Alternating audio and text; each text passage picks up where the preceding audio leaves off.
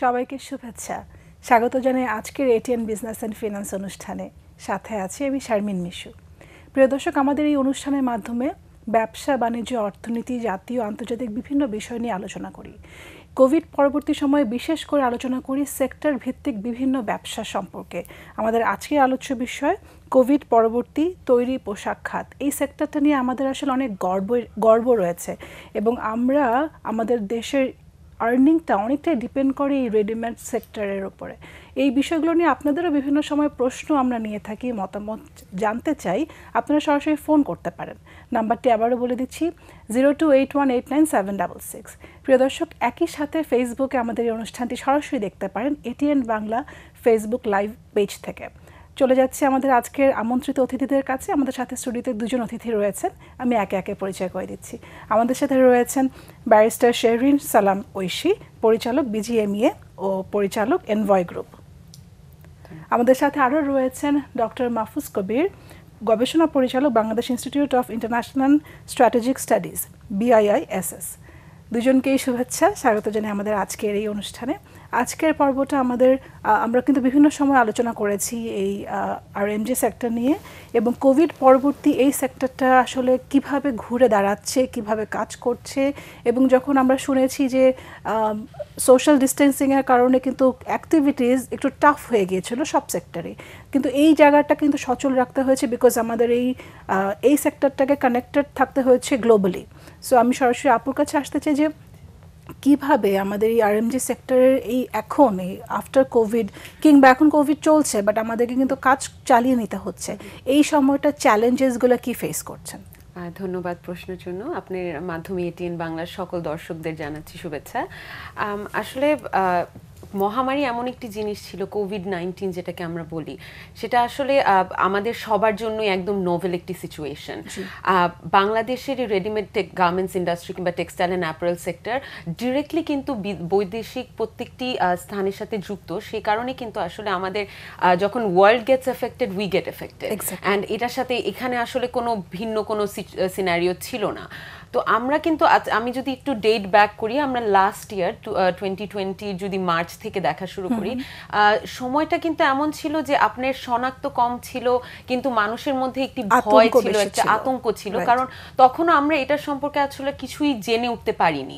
তো তখন থেকে কিন্তু এই রেডিমেড গার্মেন্টস ইন্ডাস্ট্রিটা সার্ভাইভালের মোডেই আছে এবং আমরা তখন থেকে আসলে এই প্ল্যাটফর্মে আমি এই প্ল্যাটফর্মটার এই অ্যাডভান্টেজটা নিতে চাই আমাদের মাননীয় প্রধানমন্ত্রী জননেত্রী শেখ হাসিনাকে।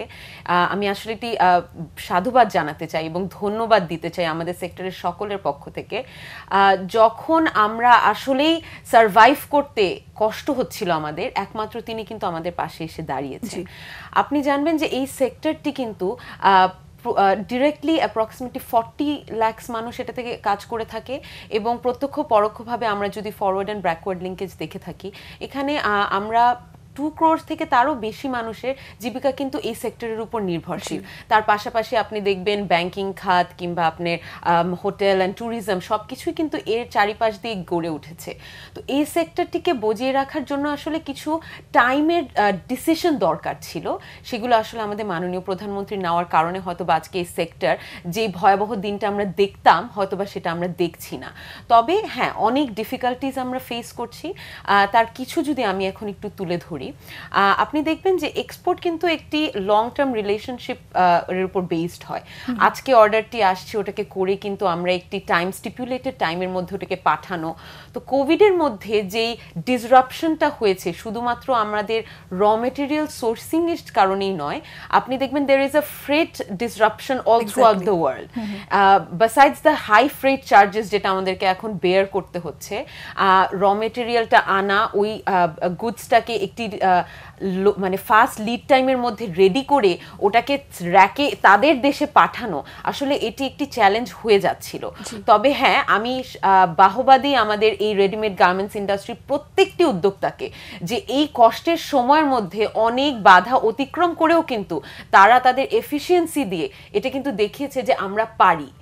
We are more like someone যে আমরা রাবল থেকে উঠে এসে কিন্তু এখন আমরা আবার ফাইট ব্যাক করছি। এক্স্যাক্টলি, এবং যেটা কস্ট রিলেটেড ছিল দেখা গেছে যে এক্সিড করে গেছে তার ফাইনাল প্রাইসের উপর থেকে, তারপরও তাকে মেইনটেইন করতে হয়েছে সেটাই। আমি যদি কিছু স্ট্যাটিস্টিক্স নিয়ে কথা বলি, আসলে আমার সাথে আছে যিনি, তিনি doctor Mahfuz is more into this, but তারপরেও আপনি জানবেন অ্যাপ্রক্সিমেটলি 1145টি ফ্যাক্টরির অ্যাপ্রক্সিমেটলি 318 কোটি বিলিয়ন ডলারের মতো কিন্তু আমাদের অর্ডার বাতিল হয়েছিল, যা অ্যাপ্রক্সিমেটলি 90% রিইনস্টেট হয়েছে। কিন্তু এটা যতটা শুনতে ভালো শোনায় ততটা কিন্তু ইজি না, কারণ রিইনস্টেটমেন্টের টার্মস কিন্তু ডিফারেন্ট ছিল। এখানে ডেফার্ড পেমেন্ট চেয়েছে, নেগোশিয়েটিং এর মাধ্যমে তারা ডিসকাউন্টস চেয়েছে, অনেক মালিক টিকে থাকার জন্যও কিন্তু পণ্য রেডি আছে বিধায় সে কিন্তু আসলে একদম মার্জিনাল কোনো প্রফিট বাদে একদম কস্ট প্রাইসে তারা দিয়ে দিয়েছে, এবং ডিরেক্ট ক্যান্সেলেশনস তো এরকম অনেক রয়েছে। তো এসব কিছু আসলে যখন আমরা ফেস করে এখন আবার নিজ পায়ে দাঁড়ানোর একটি উদ্যোগ নিচ্ছি, আমি মনে করি এই সেক্টরটি deserves a lot of long term and short term policy issues and decisions to be taken, so that আমরা আগামী দিনে যে গোল্ডেন ডেজটা আমরা আরএমজির অ্যান্টিসিপেট করছি, যে একটা প্রমিস আমরা করেছিলাম যে বাংলাদেশের 50 বছরে বাংলাদেশকে এই একটি গিফট আমরা দিব, আসলে সেটা আশা করছি যে আগামী কিছু বছরের মধ্যে it would be back to normal, ইনশাল্লাহ এই আশা থাকছে। অনেক ধন্যবাদ। This is because you are directly involve with this. একটা লম্বা সময়ের একটা চেষ্টার পর আমাদের ভালো কিছু নিশ্চয়ই আসবে, গোল্ডেন ডেজ যেটাকে আমরা বলি। আমি সিমিলার প্রশ্নেই আসবো যে চ্যালেঞ্জেসগুলো তারা ফেস করছে, তাদেরকে সহযোগিতা করবার জন্যই তো প্রণোদনা প্যাকেজ এবং এই আরএমজি সেক্টরকে ডাইরেক্টলি অনেক সাপোর্ট করেছে বাংলাদেশ গভর্নমেন্ট। কিন্তু তারপরেও অনেক কোম্পানি রয়েছে, উদ্যোক্তা রয়েছে যারা কিছুদিন আগেই যাত্রা শুরু করেছিল, কয়েক বছর আগে যাত্রা শুরু করেছিল, তারা আবার ঝরে যাচ্ছে বিকজ একটা বিশাল বড় একটা ক্রাইসিস চলছে এই সময়। আপনার কাছে কি মনে হয় যে যারা নতুন এসেছিল, নতুন উদ্যোক্তা যারা ছিল লাইক উইদিন 5 ইয়ার্স, তাদের এখন বর্তমান অবস্থা কি, এবং যারা লম্বা সময় ধরে আছে তাদের সাস্টেনেবিলিটির কি অবস্থা? ধন্যবাদ। আমার মনে হয় যে উনি ঠিকই বলেছেন যে বেশ বড় রকমের সংগ্রামের মধ্যে দিয়ে যেতে হচ্ছিল আসলে এই খাতকে এই কোভিডের সময়টাতে। আমি বলি যে আসলে তার আগের থেকে এই সমস্যাগুলো শুরু হয়েছিল 2017, 18, 19 এই সময়টাতে অনেক স্ট্রেস গেছে। ইনফ্যাক্ট এই বায়ারদের দিক থেকে আমাদের যারা প্রতিযোগী, বিশেষ করে ভিয়েতনাম এবং অন্যান্য দেশ, তারা কিন্তু আসলে কম খরচে, মানে আমাদের চাইতে কম খরচে তারা দিতে পারছিল, যার ফলে যদিও আমাদের একটা লং টার্ম রিলেশনশিপ আছে, কিন্তু তারপরেও ব্যবসাটা অনেক বড় বিষয়। তো এইখানে এমনিতেই আসলে ওরা প্রাইসের দিক থেকে অনেক চাপ সৃষ্টি করছিল। এই অবস্থায় এলো কোভিড, তার মানে কি এটা একটা ডাবল প্রেশার, মানে একদিক দিয়ে হচ্ছে তাদের দাম কমানোর চাপ, এর মধ্যে দিয়ে হচ্ছে যে গ্লোবাল শ্রিঙ্কেজ। তো এই দুটো বিষয়কে মাথায় রেখে আমাদের উদ্যোক্তারা যে পরিশ্রম করেছেন এবং তারা যে ঝুঁকিগুলো নিয়েছেন এবং তারা যে আসলে টিকে আছেন, এর মধ্যে মাননীয় প্রধানমন্ত্রী যে প্যাকেজ দিয়েছেন এটা তো নিশ্চিতভাবে বড় একটা সাপোর্ট ছিল।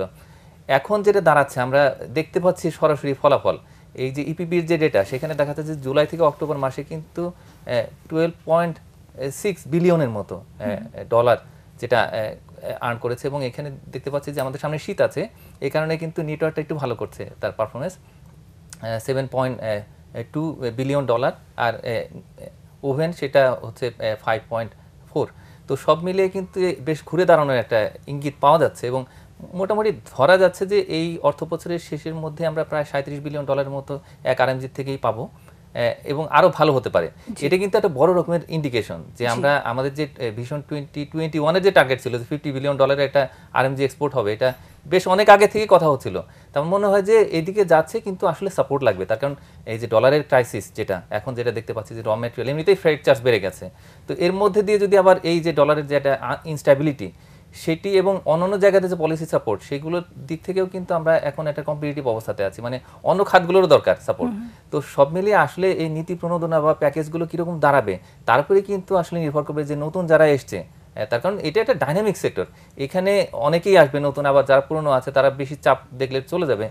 কিন্তু আমাদের আসলে এই খাতটাকে ওভারঅল দেখতে হবে যে এইটার যে সম্ভাবনা আছে সামনের দিনগুলোতে, সেগুলো যেন আমরা রিয়েলাইজ করতে পারি, এবং তার জন্য যে পলিসি সাপোর্ট দরকার ইনসেন্টিভ দরকার, সেইগুলো নিয়ে নতুন করে ভাবতে হবে। তার কারণ অন্যান্য যারা প্রতিযোগী আছে তারাও কিন্তু তাদের নানা রকম সুবিধা দিচ্ছে। এইখানে আমাদের কস্ট অফ ডুইং বিজনেসটা আসলে একটু কমানো দরকার বলে আমার কাছে মনে হয়। তাইলে সেই ক্ষেত্রে আমাদের যারা নতুন আছে তারাও ইন্টারেস্টেড হবেন, যারা পুরনো আছেন তারা আসলে এই খাতটাকে সামনের দিকে নিয়ে যাবেন। এক্স্যাক্টলি। আমরা তো ডিমান্ড সাপ্লাইয়ের যে কানেক্টিভিটি এই সময়টাতে, এখন এই মুহূর্তে আমাদের ডিমান্ডের কি অবস্থা, কিংবা নতুন প্রোডাক্টের কোনো চাহিদা আছে কিনা, ইন্টারন্যাশনাল মার্কেটের সাথে বাংলাদেশের কানেক্টিভিটির আমরা কিভাবে কোপ করতে পারছি এই সময়টাতে? এই সময়টাতে আমার মনে হয় কি যে যেহেতু পুরো অর্থনীতি চাঙ্গা হচ্ছে এবং বোঝা যাচ্ছে যে যেহেতু ডলারের প্রাইস থেকে বোঝা যাচ্ছে এবং আমাদের এক্সপোর্ট গ্রোথটা দেখেও বোঝা যাচ্ছে, তো এই অবস্থায় আমার মনে হয় যে যারা সেক্টরে আছেন আর কি তারা ইন্টারন্যাশনাল মার্কেটের সঙ্গে ডেফিনেটলি আর কি তারা জানেন যে টার্গেটটা কোন দিকে যাচ্ছে। তবে হ্যাঁ, আমাদের এখন যেটা কথাবার্তা হচ্ছিল যে উইদিন আরএমজি ডাইভার্সিফিকেশন, এখানে আমার মনে হয় যে হাই এন্ডের যে প্রোডাক্টগুলো সেগুলোর দিকে একটুখানি নজর দেওয়ার সময় এসছে। আমাদের এনভায়রনমেন্ট ফ্রেন্ডলি, বিশেষ করে যে ইকো ফ্রেন্ডলি, ক্লাইমেট ফ্রেন্ডলি যে সমস্ত প্রোডাক্টগুলো আছে সেগুলোর দিকে একটু নজর দিতে হবে। আরেকটা বিষয় আমাদের মনে হয় যেটা বড় চ্যালেঞ্জ, আমাদের যেহেতু সামনে গ্র্যাজুয়েশন আসছে 2026-এ, এলডিসি গ্র্যাজুয়েশন, এই সময় থেকে আসলে প্রিপারেশন নিয়ে আমাদের হাই এন্ডের দিকে যদি আমরা একটু নজর দিই, তাহলে সেক্ষেত্রে আশা করি আমাদের যে সামনের যে চ্যালেঞ্জগুলো আছে সেগুলো ফেস করে মনে হয় যে ওয়ার্ল্ড মার্কেটে আমরা একটা বড় রকমের কম্পিটিটিভ জায়গাতে চলে যাব। এক্স্যাক্টলি। আমাদের যে চ্যালেঞ্জেসের কথাগুলো আপনি বলছিলেন, তার মধ্যে আমরা যদি বলি অটোমেশন, যেহেতু আমরা ফোর্থ রেভলিউশন, ইন্ডাস্ট্রিয়াল রেভলিউশনের সময়ে আছি এবং হিউম্যান রিসোর্সটাকে টার্নওভার করেই কিন্তু আমাদের এই অটোমেশন সিস্টেমে আমরা যাচ্ছি। এই সময়ে আপনার কি মনে হয় বাংলাদেশের যে ওয়ার্ক ফোর্স লেবার আছে তাদের কোনো প্রবলেম ফেস করতে হচ্ছে কিনা, কিংবা যে মেশিনসগুলো আসছে সেগুলো ট্রেনিংয়ের জন্য কিন্তু আলাদা একটা লম্বা ইনভলভমেন্ট দরকার হয়? আপনারা এই জায়গাটায় কীভাবে কাজ করছেন? কারণ যদি বাংলাদেশকে কম্পেয়ার করি আশেপাশের কান্ট্রিগুলো, ভিয়েতনামের সাথে, চায়নার সাথে, দে আর মোর অ্যাডভান্সড কম্পেয়ার টু আজ। সো আমরা কিভাবে তাদের মতো এই জায়গাটায় আসতে পারবো? আসলে এই প্রশ্নটির জবাব আমি একটু ভিন্নভাবে দিতে চাই। বাংলাদেশের মেইন সম্পদ কিন্তু আমাদের শ্রমিক ভাই বোনেরা। We have attracted the attention of the world when we were talking about our competitive labour. আমাদের লেবারের এদের ক্রিয়েটিভিটি কিংবা এনাদের এফিসিয়েন্সি, এনাদের work and the value added to that, এটা দিয়ে কিন্তু আমরা আমাদের বিশ্বের কাছে বাংলাদেশ, মেড ইন বাংলাদেশ যেটা একটা আছে, আমরা এটাকে প্রাউডলি শোকেস করে থাকি। তো তারা আমাদের সম্পদ এবং তারা ইন্ডিসপেন্সেবল। অবশ্যই পৃথিবীর সাথে কাঁধে কাঁধ মিলিয়ে যখন আমাদের চলতে হবে, অটোমেশন বলেন, নিউ টেকনোলজি, আমরা অ্যাডাপ্টেশন আপনি বলছেন, ডক্টর মাহফুজ বলছিলেন about bringing in new high end products. আসলে ডাইভার্সিফিকেশন নিয়ে যখন আমরা কথা বলি তখন বিভিন্ন জিনিস নিয়ে আসলে এখানে কথা বলতে হয়। অটোমেশনটা নিয়ে আমি যদি একটু পরে আসি, আমি একটা কথা আগে একটু বলতে চাচ্ছিলাম, to add on to what he had just said. আমরা যখন আগামী দিনগুলোর কথা চিন্তা করছি, আমাদের একটু মার্কেট বিবেচনা করা দরকার। আপনি দেখবেন বিশ্ববাজারে কিন্তু 70-80% নন কটন আইটেম নিয়ে এখন কাজ চলছে, এবং বাংলাদেশে এটি ঠিক উল্টা ধাঁচটা আমরা দেখছি, যেখানে আমরা অ্যাপ্রক্সিমেটলি 70% মতো কিন্তু আমরা কটন প্রোডাকশন করছি। এবং আপনি ইতিমধ্যে জানবেন যে কটনের প্রাইস অ্যাপ্রক্সিমেটলি 60% কিন্তু বেড়ে গেছে লাস্ট 1 ইয়ারের মধ্যে, এই প্যান্ডেমিকের মধ্যে। তো আমরা মনে করি যে যদি আমাদের ঘুরে দাঁড়াতে হয়, আমাদের পৃথিবীর যে নিডটা, ওয়ার্ল্ড মার্কেটের যে নিড, ওইটার সাথে আমাদের বজায় চলতে হবে। তো আমাদের এখন যদি নতুন মার্কেট বিবেচনা করতে হয়, we would want to go to non cotton items, যেটা হচ্ছে আপনি পলিস্টার বলছেন, আপনি অন্যান্য রিনিউয়েবল এনার্জি ইউজ করে আমরা সাস্টেইনেবল কিছু প্রোডাক্টস ইউজ করবো, মানে এনভায়রনমেন্ট ফ্রেন্ডলি কিছু প্রোডাক্ট।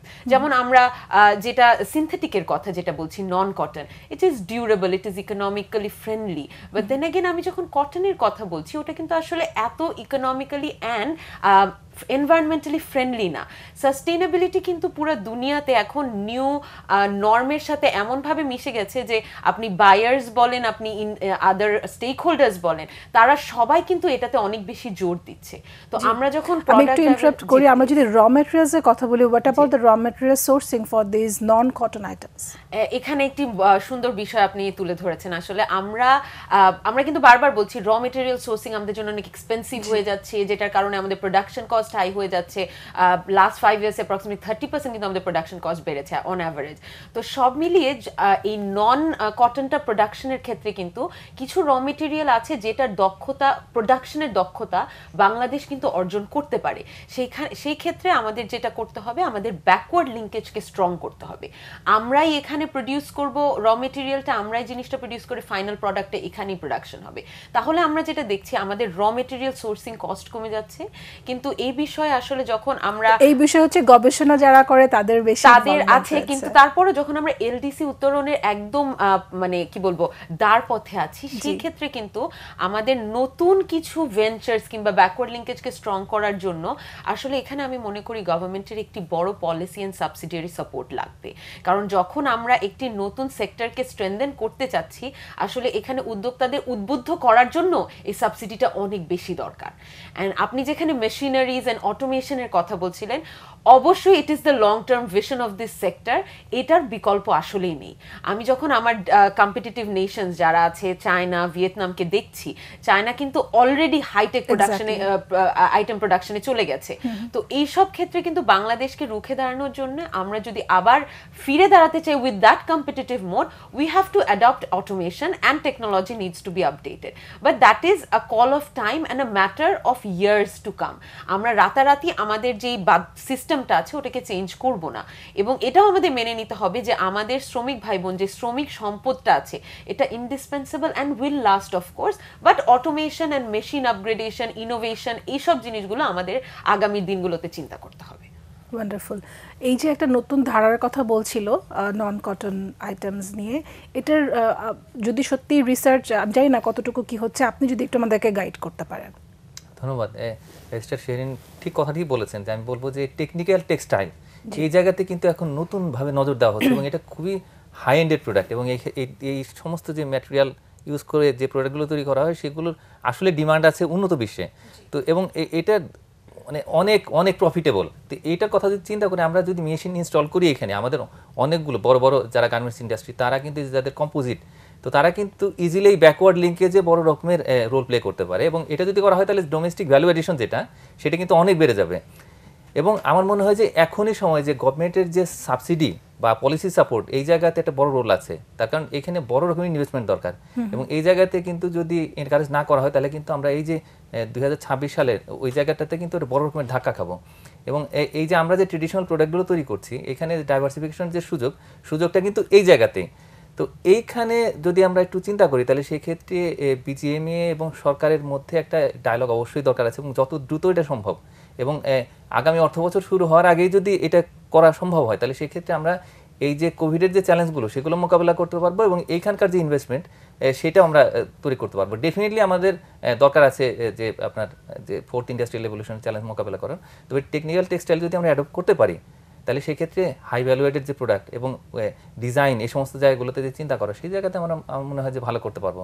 অবশ্যই আমাদের ইন্টারন্যাশনাল মার্কেটের সাথে যখন আমরা কাজ করি এই আফটার কোভিড এই সময়ে নতুন কোনো শর্ত আরোপের কোনো বিষয় আপনি যদি শেয়ার করতে চান। হ্যাঁ, এই শর্তের যে বিষয়গুলো এটি কিন্তু একটা ডাইনামিক প্রসেস, এবং এটা কিন্তু অলরেডি চলছে, এবং আসলে কোভিডটাকেই অনেকটা সুযোগ হিসেবে তারা নিয়েছে আমাদের যারা বায়ার। তো এখানে কত বেশি প্রেশার ক্রিয়েট করা যায়, প্রেশার ক্রিয়েট করে কিছুটা দাম যদি কমানো যায় তাহলে সেই ক্ষেত্রে তারা প্রফিটেবল অবস্থার মধ্যে থাকে। তো এই জায়গাতে আমার মনে হয় কি যে একটুখানি নেগোসিয়েশনের যথেষ্ট সুযোগ আছে, এবং এখানে শর্তগুলো তো তারা দিবেই, কিন্তু আমরা কিভাবে আসলে ওটা ওভারকাম করবো সেই জিনিসটা দেখাটাও আসলে আমাদের যারা উদ্যোক্তা আছেন তাদের দায়িত্ব, এবং তারা নিশ্চিতভাবে তারা এটা করছেন। তবে এটাও ঠিক যে আমাদের যে প্রোডাক্ট এবং যে প্রাইসে দিচ্ছি এটা আসলে অন্য কেউ এই কোয়ালিটি এবং প্রাইসে এক জায়গায় ম্যাচ করতে পারবে না। তো সুতরাং আমরা একটা শক্ত অবস্থান এমনিতেই আছি। তো সামনের দিনগুলোতে আমাদের এই নেগোসিয়েশন স্ট্র্যাটেজিগুলোকে নতুন করে ঠিক করতে হবে। আচ্ছা, আপনিও কিন্তু সিমিলার কথাই বলছিলেন যে মানে ডাইরেক্ট ক্যান্সেলেশন এবং তারপরে যদি নতুন করে আবার অর্ডারটা রিঅর্ডার হয় তখন আবার অনেক চ্যালেঞ্জ ফেস করতে হয়েছিল। আপনার কাছে কি মনে হয় যে আমাদের যে এক্সিস্টিং বায়ার, ইন্টারন্যাশনাল বায়ার রয়েছে এই জায়গাটাতে আরেকটু বেশি ব্রডেন করার জন্য আমাদের বাংলাদেশ গার্মেন্টস সেক্টর কিভাবে কাজ করছে, এবং কোন স্পেসিফিক কোনো জায়গা নতুন অ্যারেনাতে যাওয়ার জন্য কি কাজ করছে? আসলে যখন ডক্টর মাহফুজ যেটা বলছিলেন যে আমাদের এখানে when we are talking about our bargaining power and আমাদের যে এক্সিস্টিং মার্কেট যে স্ট্র্যাটাটা এখন আছে, আমি কয়েকটা আমাদের মানে সেক্টরের ব্যাকল্যাশ নিয়ে একটু আগে কথাটা বলে আমি ওটা উত্তর দিচ্ছি। বাসাইডস দ্য র মেটেরিয়াল চার্জেস, আপনি দেখবেন যে এই মহামারীর মধ্যেও কিন্তু আমাদের ফ্রেট চার্জেস 350 থেকে 450% বেড়ে গেছে। আমাদের এই মহামারীর মধ্যেও এই বছরের শুরুতে কিন্তু আমরা অ্যাপ্রক্সিমেটলি 7% কিন্তু আমাদের লোয়ার ওয়েজটা বেড়েছে আমাদের শ্রমিকদের। গ্যাস এবং গ্যাস এবং ইলেকট্রিসিটি লাস্ট 5 ইয়ার্সে কিন্তু 59 and 13% অ্যাপ্রক্সিমেটলি বেড়েছে। অ্যান্ড ইলেকট্রিসিটি তো কোল অ্যাট দ্য ভেরি এন্ড এখন একদম মানে সব থেকে পিকে আছে ইন দ্য লাস্ট 3 ইয়ার্স। তো এবং কেমিক্যালের কস্ট আমরা যদি না মানে এটা তো বাদ দেওয়াই না, 40%-এর মতো বেড়েছে।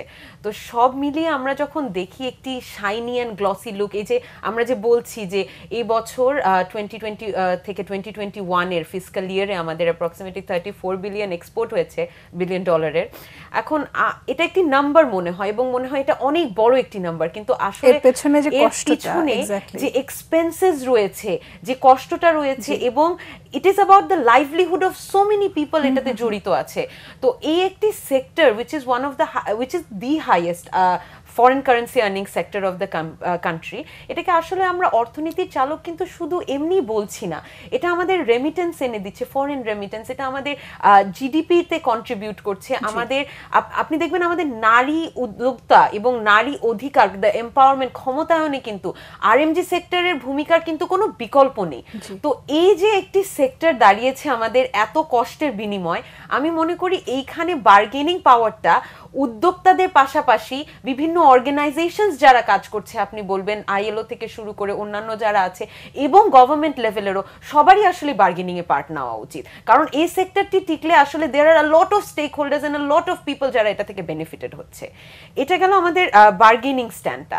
তারপরে আপনি যেটা বলছিলেন মার্কেট এক্সপানশনটা, আসলে Bangladesh is at the very এক্সস্টিভ level of cotton market. আমরা কিন্তু আমাদের ম্যাক্সিমাম ক্যাপাসিটি মোটামুটি মিট করে ফেলেছি। তো এই জিনিস আমরা যেটা এখানে করতে পারি এখন, আমাদের দুইটা জিনিস, একটা হচ্ছে আমরা কটনের মধ্যে ইনোভেশনে যেতে পারি। আমরা ইদানিং ইনোভেশন সেন্টার অ্যান্ড প্রোডাক্টের কোয়ালিটি অ্যান্ড আইটেম ডাইভার্সিফিকেশনের কথা বলছি। আমরা দেখবেন এখন কিন্তু নাইট ওয়্যার্স, আন্ডারগার্মেন্টস, অনেক ডিফারেন্ট টাইপের পলিস্টার অ্যান্ড সিনথেটিক রিলেটেড আইটেমসে আমরা চলে যাচ্ছি এখন, বিকজ আমরা ওয়ার্ল্ড মার্কেট ট্রানজিশনটা কিন্তু এখন স্টাডি করছি।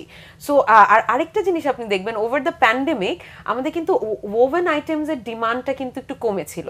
এটার একটি মজার বিষয় হচ্ছে, আমি যখন হোম বাউন্ড, আমার কোনো অফিসেরও মিটিং হচ্ছে, যেটা আমাদের এখন জুমটা নর্মাল হয়ে গেছিল, আমি বড়জোর কি করতাম, আমি উপরে একটা স্যুট অ্যান্ড শার্ট পরে নিজে হয়তো বা বাসার পায়জামাই পরে আছি। এটাই আসলে দেখা যাচ্ছিল, যে কারণে আসলে আমাদের নিটওয়্যারের কাপড়ের চাহিদাটা প্যান্ডেমিকের মধ্যেও কনস্ট্যান্ট ছিল, কিন্তু ওভেন এবং ফর্মাল অ্যাটায়ারের ডিমান্ডটা কিন্তু কমে গেছে, যেটা কিন্তু আবার আমরা সেপ্টেম্বর অক্টোবরের দিকে বেশ একটি উঠতি চাহিদা আমরা দেখতে পাচ্ছি। তো আমরা ওই সব মার্কেট এবং চাহিদাগুলোকে এখন আমাদের ধরতে হবে, এবং আমি মনে করি যে এখন আমাদের একটু high end high value added প্রোডাক্টসে আসলে মুভ করা উচিত। Bangladesh has branded itself successfully after disasters and unfortunate events and stood as one of the safest industry in the world. তো আমরা এখন যদি মেড ইন বাংলাদেশটাকে একটু ডিফারেন্টলি প্রেজেন্ট করে হাই ভ্যালু এন্ডেড প্রোডাক্টস প্রোডাকশনে যাই, আমার মনে হয় ওয়ার্ল্ড এটাকে নাইসলি নিবে, এবং এটার একটি ডিমান্ড কিন্তু আমাদের ক্রেতাদের মধ্যে অলরেডি আছে, এবং তাদের ইনডিরেক্ট চাহিদাটাও আমরা দেখতে পাচ্ছি এখানে। জি, আরেকটা ইম্পর্টেন্ট ইস্যু, সেটা হচ্ছে ডলারের প্রাইস ডলারের দাম বেড়ে যাওয়া, এবং তার জন্য প্রোডাকশন কস্ট অনেক হাই। সো এই ইন্টারন্যাশনাল মার্কেটের সাথে কোপ করার জন্য বাংলাদেশকে তো অটোমেটিকই চ্যালেঞ্জ নিতে হয়েছে, কিন্তু এই ডলারের দামের সাথে আমাদের অ্যাক্টিভিটিস আমরা আসলে কিভাবে কাজ করছি? হ্যাঁ, ধন্যবাদ। আমার মনে হয় যে এখন সবচেয়ে বড় চ্যালেঞ্জ আমি বলবো যে এই যে ডলার প্রাইস, এটার যে ইনস্টেবিলিটি, তো এইটা মনে হচ্ছে 1-2 টাকা করে এক একটা ডলারে, কিন্তু এটার যে ইম্প্যাক্ট, যে বাল্ক অ্যামাউন্টে ইম্পোর্ট, তো এবং র ম্যাটেরিয়াল, ইন্টারমিডিয়েট গুডস এবং মেশিনারি, এই সব জায়গাতেই কিন্তু আমাদের একটা বড় রকমের প্রেশার তৈরি হচ্ছে। আর বায়াররা নিশ্চয়ই আপনার এটার কারণে হঠাৎ করে প্রাইস বাড়িয়ে দেবে এরকম না। তো এটা যদি আমরা কনসিডার করি, তাহলে সেই ক্ষেত্রে আমার মনে হয় যে বাংলাদেশ ব্যাংকের একটা বড় রোল আছে, মানে huge amount of foreign reserve কিন্তু আমাদের হাতে আছে। তো সেখান থেকে যদি কিছুটা যে ওপেন মার্কেট অপারেশন, এই জায়গাতে যদি এটা ম্যাক্রো ইকোনমিক একটা সলিউশন, এটা সবাই করে ইনফ্যাক্ট। তো এইটা করলে আমার মনে হয় যে এই যে ইনস্ট্যাবিলিটি সেটা কিছুটা কমে যাবে, এবং এতে করে আমাদের যারা উদ্যোক্তা তারা র মেটেরিয়াল ইন্টারমিডিয়েট গুড ইম্পোর্ট করে এই যে এখন একটু বুম করছে কিন্তু ইন্টারন্যাশনাল মার্কেট, এই সুযোগটা তারা নিতে পারবেন। এবং এইটা 2-3 মাস যদি এরকম চলে তাহলে তারপরে অটোমেটিক্যালি কিন্তু আসলে এই সিচুয়েশন আবার নর্মাল হয়ে যাবে। তো আমার মনে হয় যে সরকারের পক্ষ থেকে এইরকম একটা সাপোর্ট আমার মনে হয় যে যারা উদ্যোক্তা তারা নিশ্চয়ই আশা করেন, এবং এটা আসলে করার সময় এখনই। তো এইটা একটি বিষয়। আর একটা বিষয় হচ্ছে যে এই যে আমাদের যে মার্কেট, বিশেষ করে আমাদের যারা হচ্ছে কম্পিটিটর, তারা কিন্তু তাদের দেশে এরকম কিছু নিশ্চয়ই স্ট্র্যাটেজি নিচ্ছেন, এবং তাদের দেশে আসলে খরচ অনেক কম যদি আমরা কম্পিটিটিভ সিচুয়েশনের কথা চিন্তা করি। যেটা হয় সেন্ট্রালি যদি একটা উদ্যোগ না হয় পলিসি করে স্ট্র্যাটেজি করে, তখন হচ্ছে উদ্যোক্তাদের কাজ করতে সুবিধা হয়। হ্যাঁ, সেটাই। আর এটা আসলে সিচুয়েশনটা বুঝতে হবে যে এখন যেহেতু ক্রাইসিস এবং অন্যান্য যে খরচ যেহেতু এমনিতেই বেশি, তো এই অবস্থায় সরকারের আসলে এটা একটা খুব সহজ একটা সলিউশন আমার মনে হয়, যেটা বাংলাদেশ ব্যাংক খুব চাইলেই সহজেই করতে পারে এটা। আচ্ছা, আমরা মাঝখানে যে প্রণোদনা প্যাকেজের সাপোর্টটা এই আরএমটি সেক্টর পেয়েছে, এই জায়গাটায় আপনার মতামত কি? এবং সেই সাথে জানতে চাইব, যেহেতু 21 সালের আমাদের একটা স্বপ্ন ছিল, সেটা আরও কিছুদিন লাগবে, সময় লাগবে, golden days to carry on, তো এই জায়গাটায় আপনারা কিভাবে টার্গেট নিয়ে কাজ করবেন, আপনাদের প্ল্যানিংটা? আসলে এই প্রণোদনার ক্ষেত্রে যেখানে যে 23টি প্যাকেজ যেটা ডিক্লেয়ার করা হয়েছিল গভর্নমেন্ট থেকে, এটা আসলে কিছুই নয়, এটা মাননীয় প্রধানমন্ত্রীর দূরদর্শিতা।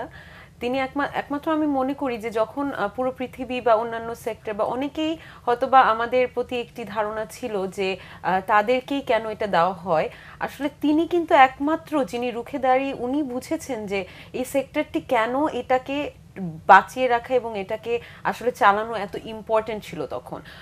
অনেকেই, আমি এটা প্রত্যেকটা জায়গায় বলে থাকি যে প্রণোদনাটা আসলে it was a wage support, যেটার ইনস্টলমেন্ট কিন্তু অলরেডি আমাদের স্টার্ট হয়ে গেছে দেওয়া। It was a loan support to be paid by the owners, যেটা আমরা অলরেডি এখন রিপেমেন্ট করছি। তো আমি মনে করি যে এই যে প্রণোদনাটা দেওয়া হয়েছিল এটা সময়ের দাবি ছিল তখন, এবং ওইটার ধারাবাহিকতায় কোভিডটা কিন্তু এখনো যায়নি, কোভিড মহামারীটা কিন্তু এখনো চলমান আছে। আপনি দেখবেন যে ইতিমধ্যে কিন্তু ইউকেতে একটি ব্রেকডাউন হয়েছে, অনেক বেশি শনাক্ত হচ্ছে, রাশিয়াতে আমরা দেখতে পাচ্ছি, ইভেন দুর্গাপূজার পরে আমরা আমাদের নেইবারিং কান্ট্রি ইন্ডিয়াতেও কিন্তু কিছু কিছু জায়গায় আসলে এই ব্রেকডাউনটা আমরা দেখতে পাচ্ছি। তো সব মিলিয়ে কিন্তু এখনো যে আমরা ওই ডেঞ্জার পার্ট থেকে বের হয়ে এসেছি তা নয়। আমি মনে করি যে যতগুলো সাপোর্ট কিংবা যত বেশি আমরা এই সেক্টরটাকে তুলে ধরাতে এখন সক্ষম হই, আসলে পরের দিনের এই যে স্বপ্ন আমাদের 2021 ভিশন আমরা বলেছিলাম, এটা আসলে স্বপ্ন কিন্তু আমাদের সেক্টরের একার ছিল না, এটা একটি দেশের জন্য ছিল, বাংলাদেশের জন্য ছিল। এই যে আমরা 50 বছর পূর্তি বাংলাদেশের পুরো করছি আমরা, আসলে এইটা একটি গিফট হতো মোরসো ফর আওয়ার নেশন। তো আমরা যতটা দুঃখিত, আমাদের জাতীয় কিন্তু আসলে সে কারণে দুঃখিত, কিন্তু কথা হচ্ছে মহামারী তো আসলে কারোর হাতে ছিল না। তবে হ্যাঁ, আমাদের কিছু প্ল্যানিং রয়েছে আগামী দিনগুলোর জন্য। আপনারা এটাকে লং টার্ম প্ল্যান এবং শর্ট টার্ম প্ল্যান দুইটাই বলতে পারেন, এবং সেখানে আসলে আমরা বিভিন্ন স্টেক হোল্ডার্স এবং গভর্নমেন্টের বিভিন্ন ইন্টারভেনশনের সহায়তা আমাদের কাম্য অবশ্যই। আমরা যদি কিছু শর্ট টার্ম সিস্টেমের কথা বলে থাকি, আসলে মানে স্টেপস, সেটা হচ্ছে আমরা একটু ইনোভেশনে যাচ্ছি। ইনোভেশন অ্যান্ড পার্টিকুলার কনসেন্ট্রেটিভ জোনস আছে আমাদের কিছু, সেসব ইনোভেশনগুলো করলে আসলে জিনিসটা প্রোডাক্ট আমরা বানাবো এবং প্রোডাক্টটা আমরা বাইরেই পাঠাচ্ছি এক্সপোর্ট করে, কিন্তু জিনিসটাকে একটু উন্নত করা, উন্নত মানের করা, একটু ভিন্ন করা, এটার জন্য আমাদের ইনোভেশন সেলস ডেভেলপ করা হচ্ছে। ইতিমধ্যে বিজিএম এর নিজস্ব যে ইনোভেশন সেন্টারটি আছে, কিছুদিনের মধ্যে হয়তো বা ওটাকে আমরাও ডেভেলপ করে ফুললি ওয়ার্কেবল করে ফেলবো। তো এরকমভাবে অনেক উদ্যোক্তারা নিজেদেরও পার্সোনাল ইনোভেশন সেন্টার্স করে থাকছে কিন্তু। তো এটা আসলে পিছের সাথে কাঁধে কাঁধ মিলিয়ে চলার জন্য কিছু নতুন পদ্ধতি, কিছু নতুন ডিজাইনস আমরা এগুলাতে এখন কাজ করব। তার পাশাপাশি আমরা আসলে যে রিসোর্স ওয়েস্টেজ হয়, আমরা চেষ্টা করব যে সেইটাকে আসলে কোনোভাবে কমিয়ে আনা এবং সাপ্লাই চেইনে ওটাকে রিসাইকেবল ভাবে আমরা যদি আবার ফেরত আনতে পারি। আমরা যে সবাই যে সাস্টেইনেবিলিটির কথা বলে থাকি পুরো বিশ্ব জুড়ে, আসলে সাস্টেইনেবিলিটি জিনিসটা কি? We don't want to waste material, we don't want to destroy the environment. যেটাকে আমরা প্রডিউস করছি ওটার যে ওয়েস্টেজও থাকে সেটাকেও আমরা যাতে কোনো না কোনোভাবে সাপ্লাই চেইনের মাধ্যমে এটাকে আমরা ফিরিয়ে আনতে পারি। সো এই সব পদ্ধতিগুলো আমরা আগামীতে অ্যাপ্লাই করতে চাচ্ছি, এবং এটা ইটস ইন দ্য প্রসেস। তার পাশাপাশি আপনি দেখবেন যে আমাদের কিছু সার্ভিস পয়েন্টস আছে।